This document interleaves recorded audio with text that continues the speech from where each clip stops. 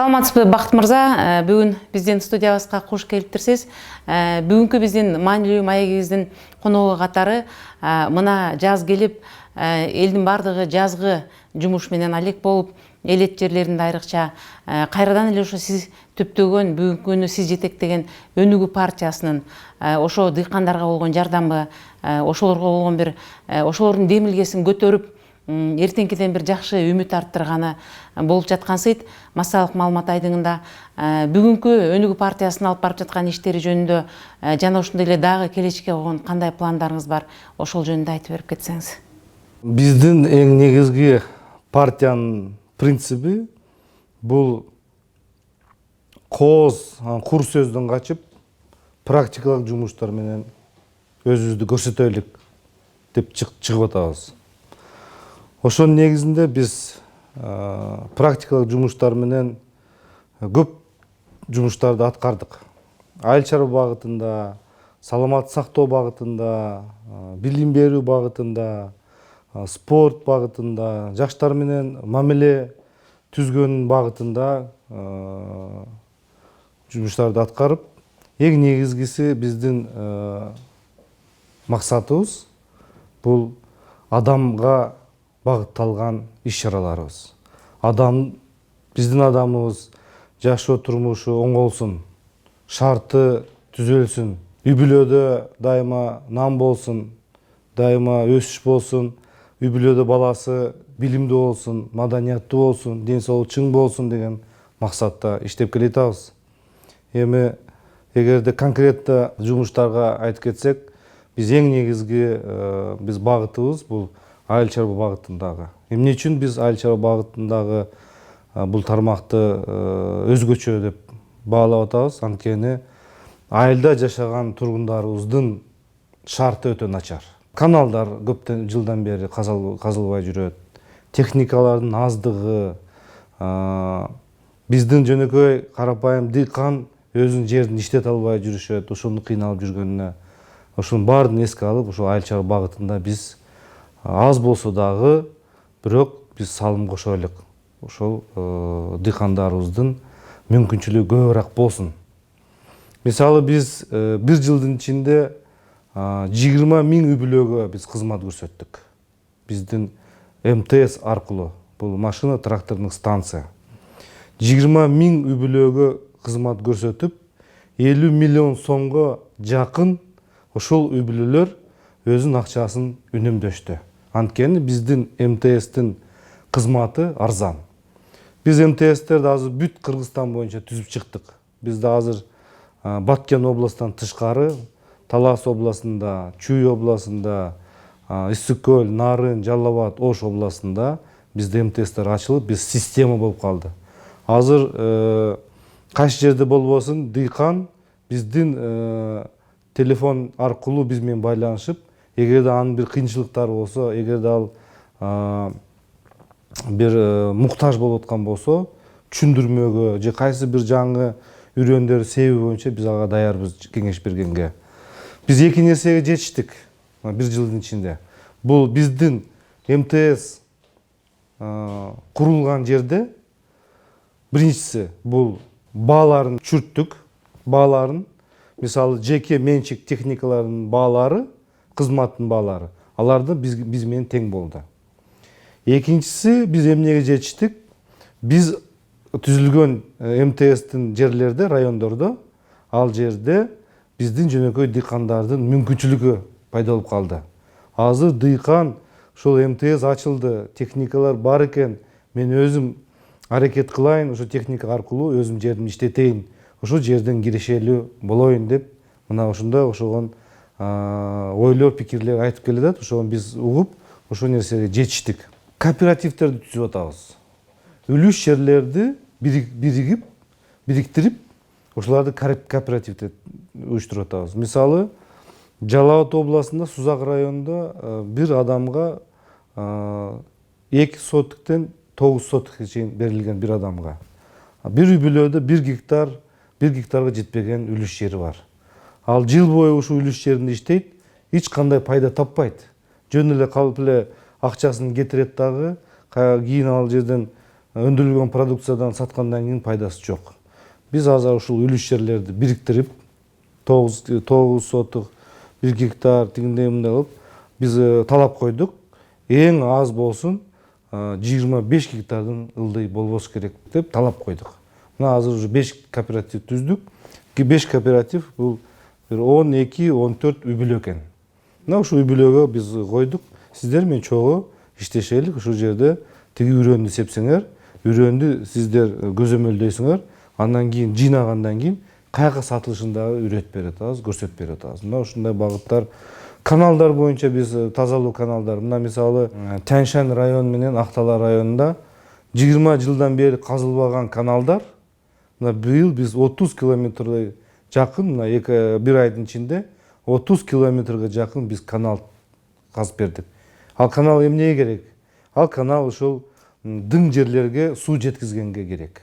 Мына ушул каналдарды тазалап биздин максатыбыз, мына былтыры биз 500 гектар жерди, биз дың жерди өздөштүрдүк. Биз быйыл өзүбүзгө максат койдук, 2000 гектар жерди, дың жерди өздөштүрөбүз. Ошентип кийин ар жылы биз көбөйтөбүз. Мына ушундай окшогон багыттарда иштеп келатабыз. Бүгүнкү күндө ошо сиз Жети Дубандын Ысык көл, Нарын жана Талас областтарына барып келгениңиз жөнүндө бизде кыскача маалымат бар. Ошол кыдырып келгенде бүгүнкү жөнөкөй калктын бийлик тарабынан камкордук көрсөтүлбөй муктаж болгон кайсы тараптарын байкадыңыз? Бүт жерде өкмөткө, министрлерге наразы. Кайсы жерге барбасаң, депутатка дагы наразы айтып атышат, силер ынтымагыңар жок, беримдигиңер жок. Ошол тиги зал заседанияда тополоң кылып эле элди ойлобой жатасыңар деп айтып келатышат. Биз деле аны угуп келатабыз. Өкмөттөгүлөр эң негизги элге кылган кызмат бул өкмөт. Депутат бул микрофон эле бар, кабинети бар. Депутат мыйзам чыгарат. Өкмөт элге чыкпай койду. Өкмөт барбай койду. Өкмөт эл менен сүйлөшпөй койду. Өкмөт эл менен өкмөттүн ортосунда эч нерсе жок, ажыракка болуп калды, вакуум болуп калды, түзүлүп калды. Эч кандай сүйлөшүү жок. Өкмөт бир жылда бир райондо бир маселени чечип берипсе, бир министр, ошондо анча-мынча жылыш болуп кетет эле да. Ошон үчүн бүт жерде өкмөткө нааразычылык болуп атат. Транспорт министрлигине болуп атат, каржы министрлигине болуп атат, МЧС министрлигине болуп атат, башка бүт тармакта нааразычылыктар болуп атат. Мына мисалы биз Кочкор районуна, Акжар айылына бардык. Биз өзү башка иш-чаралар менен барганбыз. Биз Кочкор районунда штабтын ачылышын азем уюштурдук элек. Ал жерден бир 300-400 адамдай келгенде ошол жерден суранып калышты. Эгерде мүмкүнчүлүк болсо Акжар айылга барып мектепти көрүп келбейсиңерби деген айтып калышты эле. Биз ушу дароо эле машина барып Акжар айылына бардык. Акжар айылында эмнени көрдүк? 2006 жылы мектеп курулган экен. Бирок жаңы мындай бир типтеги мектептер экен. Сенгиш панелдер менен экен, кирпич эмес экен, бетондор деле жок экен. Бирок ичине кирсек, чындыгын айтсам, ал жерде отурганга мүмкүнчүлүк жок. Жит эмнеден пайда болуп атат? Жит баягы дубалдардын, баягы пустышкалардын ичине тиги көгүчкөндөр түшүп, ал жерден өлүп, анан кийин чирип сасып аткан. Ошонун негизинде 50 бала оорукчан болуп калды. 50 баланын мурдунан кан агып, мурдунан мына оорукчан болуп калды. Ал жерден эски бир 1935 жылкы бир маданият үйү бар экен. Ошол үйдө окуучулар окуйт экен. Мен ошо класска кирсем, классында бир 18, 19, 20 адамдай отурган экен балдар, окуучулар. 100% жөтөлүп атышат. Сиз бул маселени эл өкүлү катары парламентте көтөрдүңүзбү же көтөргөн жоксузбу? Бул маселени көтөрүп, бул маселени ТВден чыгартып, бул маселени мен сессиядан көтөрүп, мына биз айткандан кийин вице-премьер-министр Сариева Эльмира деген жакында дайындалды. Ошол барып көрүп келди. Көрүп, ошол мектепти мен көрдүм, чоң мектеп, ал бул жарабайт мектеп. 10 миллион сомго ремонт кылабыз деп атат. Мен айттым, 10 миллион сомго ремонт кереги жок. Ал мектептин ушу жок кылып эле ошонун ичинде жакшынакай 10 миллионго кичинекей эле мектеп куруп бергиле деп атышат ал жерде. Бир сменада окушат экен. Эгерде кичинекей жакшынакай мектеп куруп берсеңер 10 миллион сомго, биз 2 же 3 смена окуй берет элек, бирок отоплениясы болду, жылыткыч. Отоплениясы жок экен эч кандай. Азыр мына чатырларда окуп атышат азыр. Жети Өгүз районунда ошо айыл аралык чемпионат түзүлдү. 36 айыл бар. Ошо 36 команда түзүлдү. Ошон бир ноябрь аягына чейин алар чемпионат өткөрүшөт, бири-бири менен ойношот. Биздин максат эмне? Ошол максатты, ошол чемпионатты түзгөндөн кийин биз айттык, силердин ошо Жети Өгүз районунда ынтымак болсун, Жети Өгүз районунда тынчтык болсун, Жети Өгүз районунда дайыма өсүш, өнүгүү болсун. Силер жаштар, келечек, силер мындай бир туура эмес жолго барып, бир мыйзам бузууларга барып, силер өзүңөрдүн келечегиңер балта чаппагыла.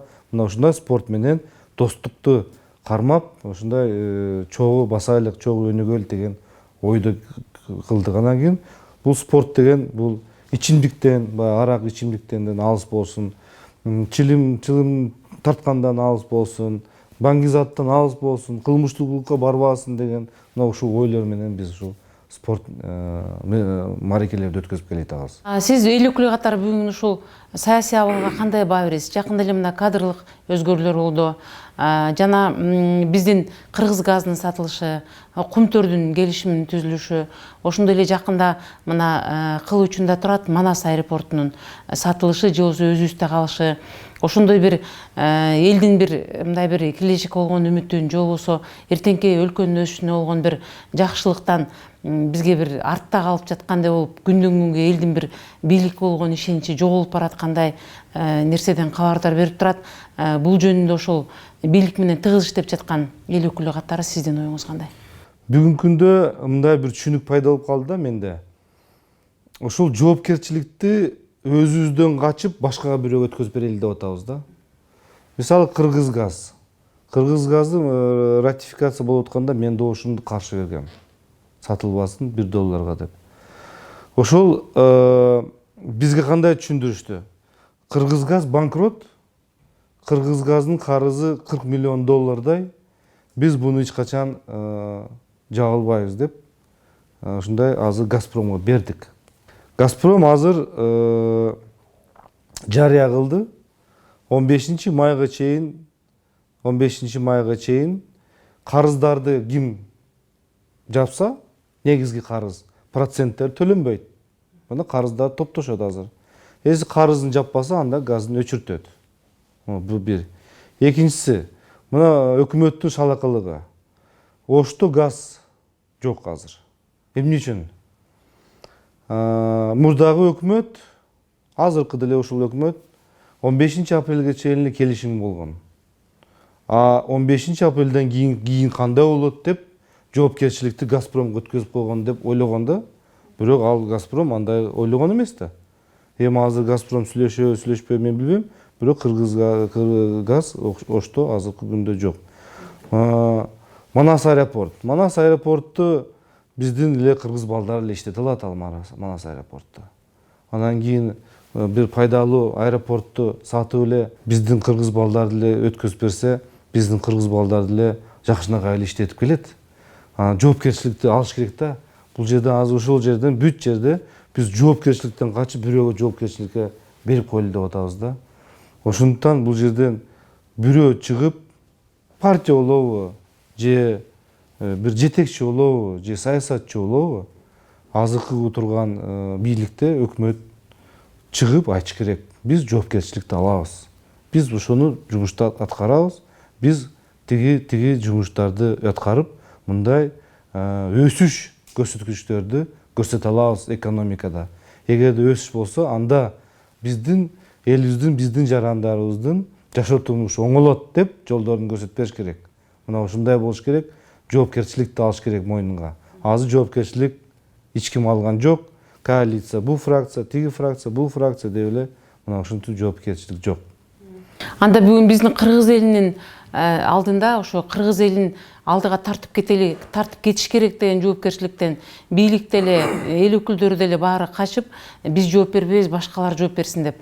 Анда мындан аркы тагдыры кандай болот биздин өлкөнүн? Баардыгы эле жоопкерчиликтен качат. Андан нары мындай тагдыр болуш керек. Эл келечекте 2015-жылы шайлоо болот.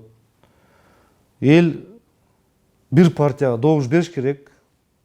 Бир партия келиш керек. Бир партия ошол премьер-министрин шайлаш керек. Ошол партия анан жоопкерчиликти мойнуна алыш керек. Биз 5 жылдын ичинде буну аткарабыз. Эгерде биз мына 2 жылдын же 1 жылдын ичинде муну аткара албасак, анда биз отставкага кетебиз деп мына ушундай болуш керек. Эгерде биз 5 партия, 6 партия бөлүнүп жүрө берсек, анда ушундай баягы коалиция боюнча ушундай жаракат, талаш, тартыштар боло берет да. Биз эми бул системаны да күнөөлөбөш керек. Бул система деле парламент система өзүнүн кабылына келет деп мен ишенем. Анткени парламент партийный система бул жакшы система, бул бир адамга көз каранды болуп биз болбойт да. Бул жерде коллективный бир кеңеш менен чече турган маселелер партия аркылуу болот да.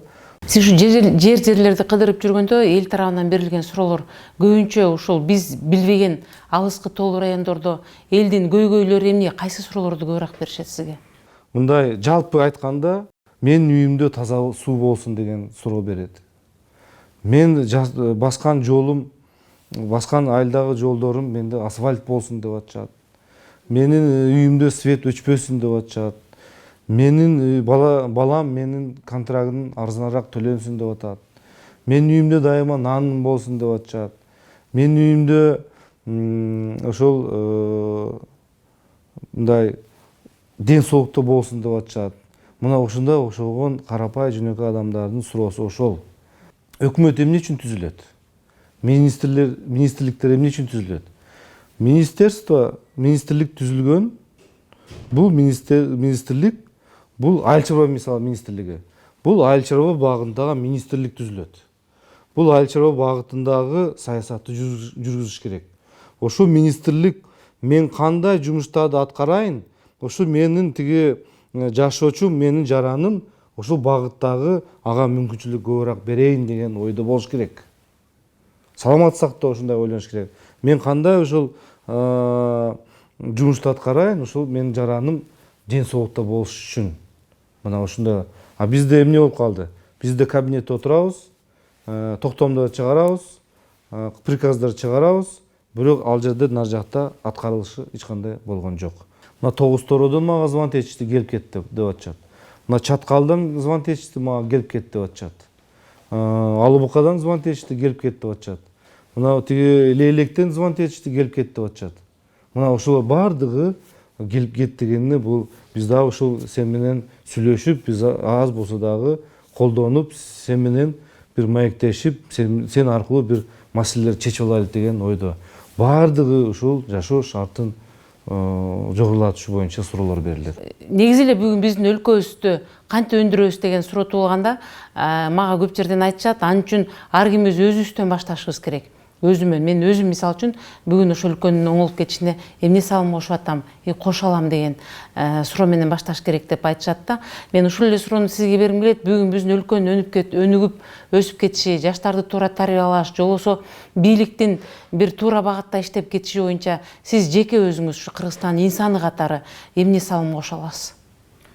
Бүгүнкү күндө мисалы бир салык төлөөчүгө анын мойнуна эки адам жүктөлгөн. Бул кимдер? Бул мамлекеттик чиновник, анан кийин пенсионер. Бизде салык төлөөчү 400 000 адамдай эле бар, салык төлөөчү. Пенсионер 600 000. Мамлекеттик кызматта иштеп аткан муниципалдык, анан кийин тиги мугалим, медиктер, ошонун баардын жалпысынан 500 000. Мына карасаңыз 400 000ге 1 миллиондон ашык адам бюджеттен акча алышат. 400 000 эле бюджетке төлөйт. Бул оор. Ал салык төлөөчү эки адам дагы багып атат. Ал өзүнүн дагы бала чакасын багып атат дагы. Ошондой кыйналып калып атат да. Ошон үчүн эң негизгиси биз мамлекеттик кызматтарды азайтышыбыз.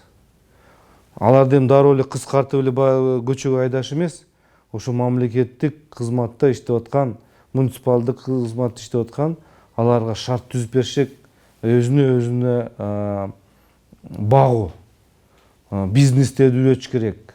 Айыл чарба багытындагы мисалы бизнестерди үйрөтүш керек. Мен мамлекет кызматында мен барып иштебейм. Мен жеке менчик бир ишкананы ачып, кичинекей болсо да, мен ушул жактан иштейм деген мына ушул идеология менен барыш керекпиз. Эмне үчүн азыр көбүрөөк мамлекет кызматына барып атышат? Анткени мамлекеттен жогорку окуу жай бүткөндөн кийин ага эч ким көзөмөл албай атат, аларды үйрөтпөй атат, аларга эч кандай жардам бербей атат. Аларды кичине бир бизнеске бир 500 миң же миллион сом мына сага бизнеске кредит, мына сага мына сууда деп аларды кичине үйрөтүп кетиш керек. Бардын кыла албайбыз, бирок акырын ушул мамлекет чиновниктен кетиш керек. Мамлекет чиновник болгусу эмне үчүн болгусу келип атат? Таможняга баргысы келип атат, налоговый инспекцияга баргысы келип атат, башка РСПСтерге баргысы келип атат. Ал жерде стабилдүү айлыгы бар. А тиги жакта стабилдүү айлыгы жок да. Ал жерде өзүң ойлонуш керек да. Мына ушинтип биз өзүбүздүн баягы мамлекеттик аппаратты биз жүктөп алдык. Бул эмне үчүн чоңойткон? Мен сиздерге айтып берейин. Акаев маалында бунда чоңойткон, бул шайлоого даярдоо болгон. Мамлекеттик кызматтын бүт кызматтардын штаттары чоңойткондо, ошолордун баардыгын добуш бересиңер деп ушундай. Ошолордун баардыгын кыскартыш керек. Экинчиси бул экономика чоңураак басым кылыш керек. Экономикага эмне басым кылыш керек? Өндүрүштөрдү ачыш керек. Өндүрүш ачмайынча биз эч качан өнүкпөйбүз. Мына мен бул ачык. Баягы алып сатар менен алып, анан сатып, бул эч качан өнүкпөйт экономикасы. Экономика качан өсөт? Экономика жерден чыккан, өндүрүлгөн продукция экономика өсөт. Колдон чыккан, сырьёдон кол менен товарлап чыккан, мына ошондой экономика өсөт. Түздөн түз ошол ички дүң продукция кире турган, бул жерден, колдон. Мына ошондо биз өнүгө алабыз. Так айтайын, 82% биздин жарандабыз кредитке жашап калган. Мына айтып атат, биз кредит бердик деп атышат. Айыл чарба багытында. Айыл чарба багытында кредитти бердик, ал кредитти алды кайга жумшады деп ойлойсуз? Күнүмдүк жашоого кетти. Bundan men карызым бар эле, ошо карызга берип таратты. 200 миң сом алды. Ал өзүнүн 200 миң сомун тиги жерге иштеткен жок, айыл чарба багынын продукциясын алайын деп иштеткен жок. Ал 200 миң карызга алды. Анан кийин дагы ойлойт, bundan карыздан кутулдум, банкка карыз болуп калдыбы? Анан ойлойт, буга карыз болуп калды, эми кимден алайын деп, ушинтип мына ушундай болуп калды. Биз андай бербеш керекпиз акчаны. Биз ушу кооператив түздүк деп атпайбызбы? Ошол кооперативтерге именно жерге бериш керек. Ошондо жерден эгерде иштетип чыкса, ошол жерде иштетип турган жерде канча деген адамдар иштейт. Ошондо анан экономика өсөт. Жумуш, саясат жана күнүмдүк коомчулуктун көйгөйү менен көбүнчө жүрүп калып атасыз. Акыркы күндөрү кайсыл концертке барып эс алдыңыз, же болбосо мындай бир маданият тармагында кайсы бир оюн зоокко катыштыңыз, же кандай китеп окуп чыктыңыз? Ошол жөнүндө айтып берсеңиз. Кечээ эле мен мына Кожомкул атындагы спорт ордосуна катыштым. Ал жерде биздин Кыргыз улуттук университетинин студенттери конкурс, сынак болуп өттү. Ал жерде мен башкы калыс болуп катыштым. Ал жерде кандай сынак өттү? Эң сулуу кыздарды тандоо, анан кийин эң мыкты жигиттерди тандоо боюнча сынак өттү. Мына 6-да кечки 6-да баштап саат 11-де бүтүрдүк. Эл толтура. Мен мындай көптөн бери мындай концертке же театрга бара элек элем. Бирок кечээ аябай мен эс алдым. Мен ушул кечээги студенттердин, ата-энелердин эмоцияларынан аябай чоң, жакшы мындай положительный баягы эмоцияларды алдым да, зарядтарды алдым. Аякта мындай карасам, биздин жаштарды байкап, жаштар кандай атаандаштык жолу менен бири-бири менен күрөшүп, шунча мага жакты. Биздин кыргыз балдардын мен ынандым, келечеги бар экен. Биздин балдар, кыздар билимдүү, англис тилинде, кытай тилинде, орус тилинде кандай деген конкурста кандай мындай талаптар тиги мелдештер болуп атып баардыгынан жакшы катышып чыкты. Мен аябай ыраазы болдум. Кече мисалы мен кече бир бала чыгып, ал жерден бир жигит, Бекзат деген жигит, анан бир велосипед, аябай кооз велосипед экен, бүтү бар экен, музыкасы бар экен, тигинде бар экен, бар жогу бар экен. Анан кийин мага тийишип сүйлөп атпайбы? Бул дейт велосипед менин студенттик велосипедим. Ошол анан кийин тиги кыргыз желегин сайып койдулар аркасына. Эгерде кыргыз желегин сайып койсок, анда бул депутаттын велосипеди деп ойлоп калышат деп, анан кийин ушу депутаттар велосипед минсе экен деген айтты да. Анан мен чыгып, кийин аягында мен ушул аны чакырып айттым. Ушул сен айтып калдың, ушул велосипед депутаттар минсин депчи. Алмашасың десем, алмашам деди. Анан мен ага бир машина бердим, велосипедти мен алдым өзүмө. Жакшы самалыңыз бар экен. Менимче ал белекти алган бала келечектен бул бир келечекке ишеними болуп, ушундай кылсам болот экен да, булар деле мындай бир эле сизге эмес, жалпы эле ушу биздин депутаттарга бир өзүнүн жакшы ою калды деп ойлойм. Маегиңизге чоң рахмат. Мындан арда жаңылыктарыңыз болсо, же болбосо ушул жерлерди кыдырып жүргөндө элет жердин элдеринин көйгөйлөрү же бир жакшы самалыктар болсо келип биздин студия менен тең бөлүшүп туруңуз. Сиз үчүн дайыма биздин эшик ачык. Маегиңизге чоң рахмат.